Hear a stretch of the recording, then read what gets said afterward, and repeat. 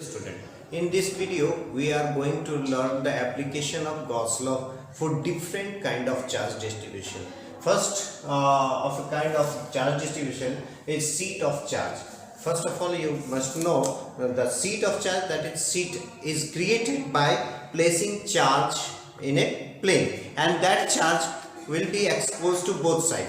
Suppose that this is a seat of charge and one of the charge is here. It is visible from this side and this is visible from this side also. So the same charge appears on both sides, and the same charge contribute to the electric field on both the sides.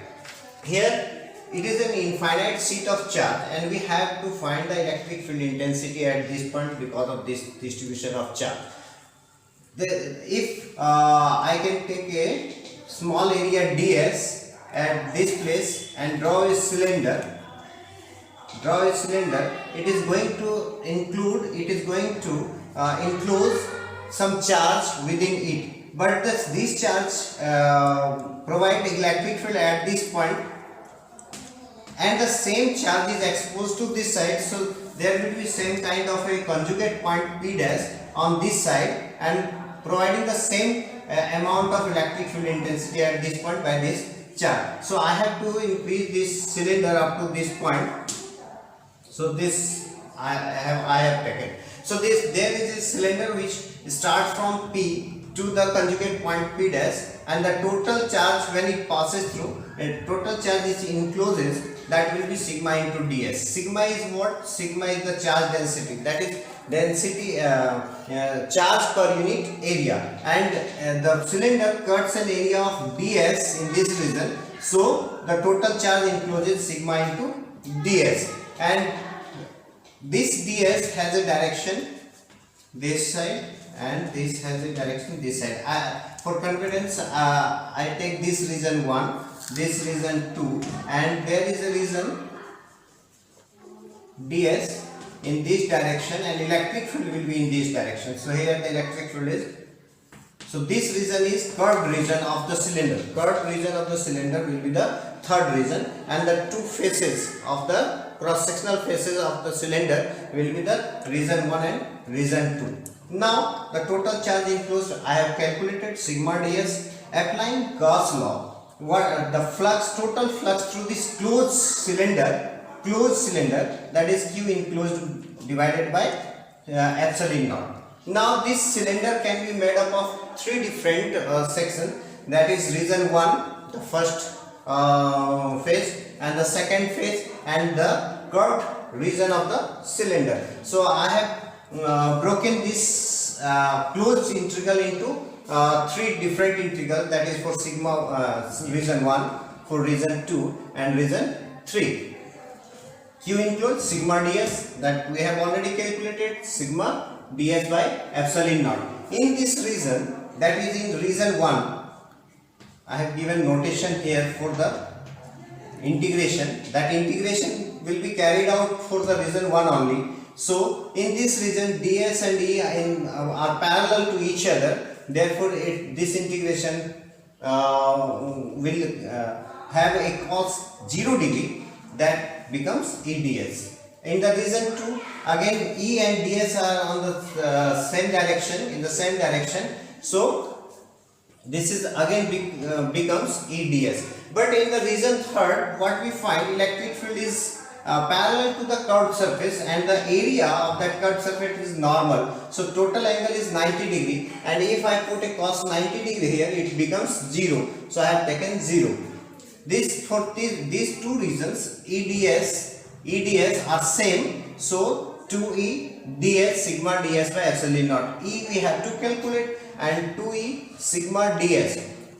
This is the total surface area of the region 1 and 2, and we know that the total surface area of the region 1 and region 2 we have already taken, it is ds. So integration of ds is again ds, sigma ds by epsilon naught. Now we can cancel out this ds from both sides, ds cancel out, so electric field intensity E equal to sigma by epsilon naught. So when there is a seat of charge, that is there is nothing, no material there, only charge is there, and they are placed in a plane to create an infinite sheet. That infinite charge sheet will produce an electric field of sigma by 2 epsilon naught irrespective of the position of the point. Here we are going to discuss another application of Gauss law. In this case we will discuss the electric field intensity due to a infinite charge conducting sheet. So charge conducting sheet, there is a conductor, charge is given to that, and when charge is given to the sheet, conducting sheet, it appears on two sides of the surface. So there is no charge remains inside it, and all the charges appears uniformly over this surface and this surface. I have shown that here. So now for I am going to use a method 1, and there will be a second method through which you can calculate the same thing, but application of Gauss law is this. So suppose that charge given to this conductor and it appears on this face and this face. There is a backside face, there I have not shown that. So charge appear on that. There is no charge inside it, and P is a point where we have to calculate the electric field intensity. And there is another conjugate point P dash inside the conductor, and up to from P1 to P dash I am going to draw a cylinder of cross sectional area ds.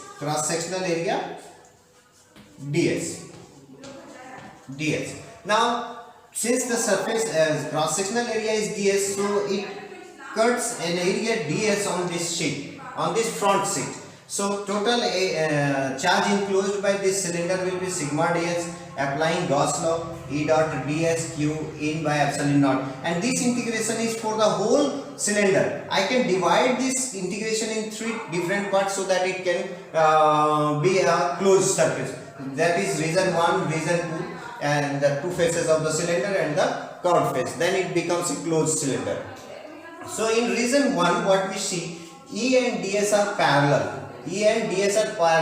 That is angle between E and ds vector is 0. So dot product we have a cos theta, cos 0 degree, and it gives E ds. In region 2, E parallel to ds, but E inside the conductor is 0. Electric field inside the conductor is 0. So the total integration for the region 2 becomes 0.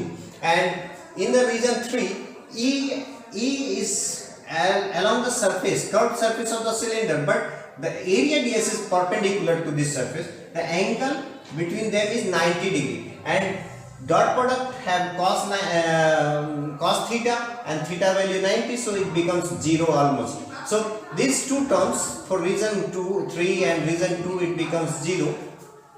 Singly, only region 1 left out here. So EDS is a constant quantity and ds has to be integrated, so EDS. And for region 1, what is the total area that will be integrated? So this is ds again, so total area I have taken ds, so this integration will be ds. Cancel out ds, so E becomes E equal to sigma by epsilon naught. There is another method I can use for the same calculation.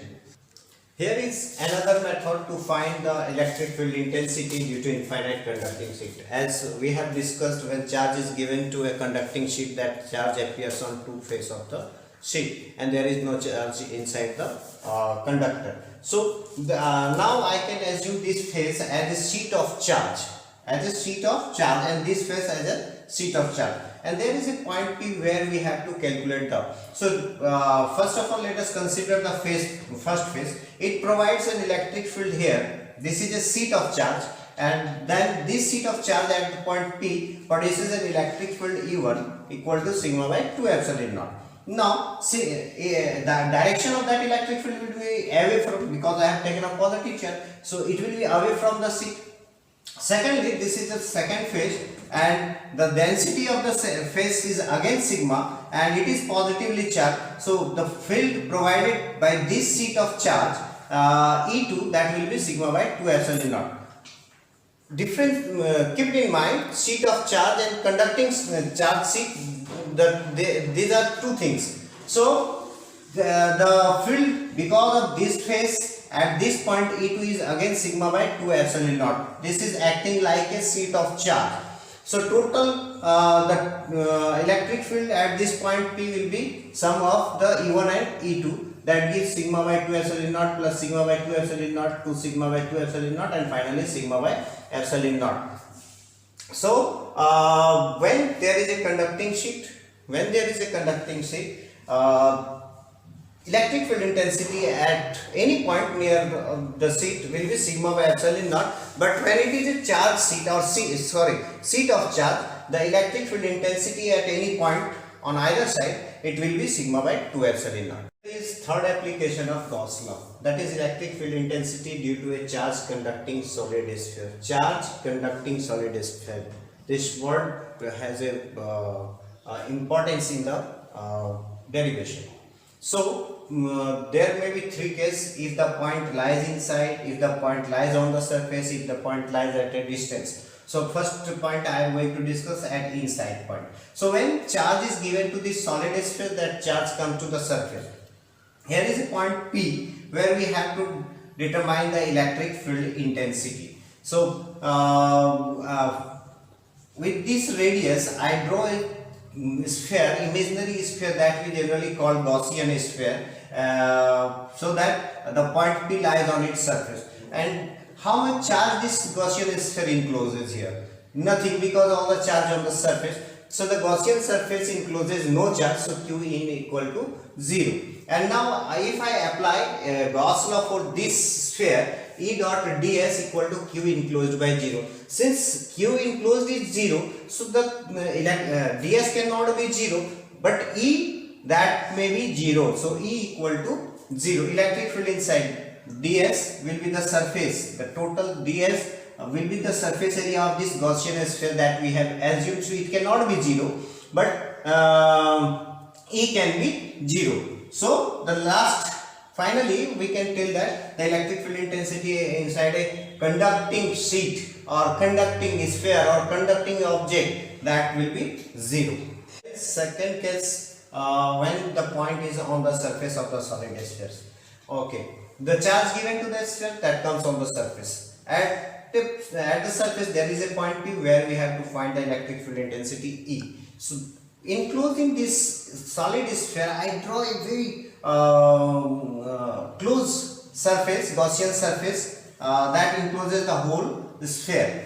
Now the charge enclosed by this Gaussian sphere, that is the charge given to the solid sphere, and I have taken this is equal to Q. Applying Gauss law, E dot ds equal to Q by epsilon naught, and E dot ds, E and ds are on in the same direction, so angle cos theta is 0 degree, so cos theta equal to 1. So E ds, and E is not integrable here because electric field will be same at every point on its surface, so E is not integrable. Integrable quantity is ds here. So ds is the total surface area of the Gaussian surface we have taken. So what is the radius of the Gaussian surface? That is r.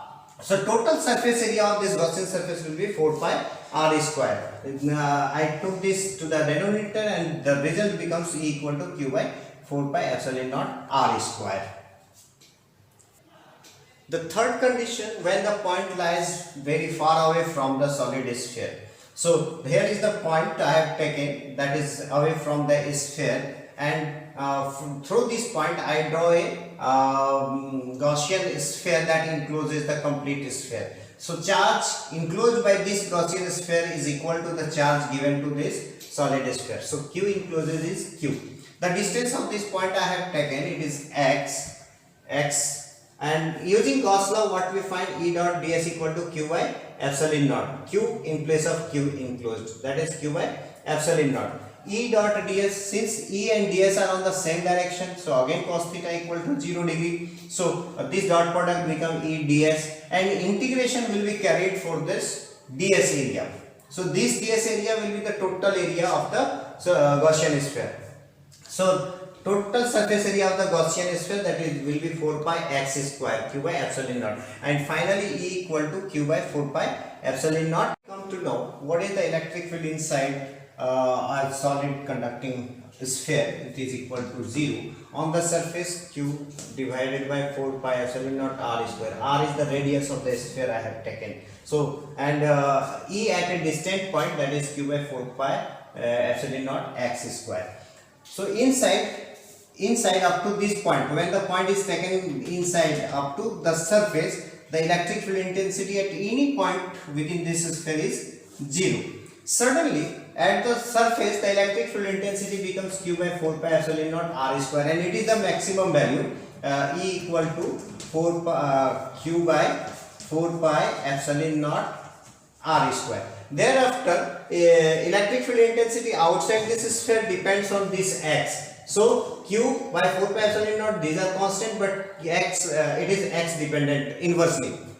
So it goes on decreasing with distance. So that will be like this. So this is the exact graph. Inside, electric field is 0. On the surface, it is q by 4 pi epsilon naught x square, and at a distant point from the sphere, it goes on decreasing with distance. So it is just like the electric field intensity due to a point charge in this region.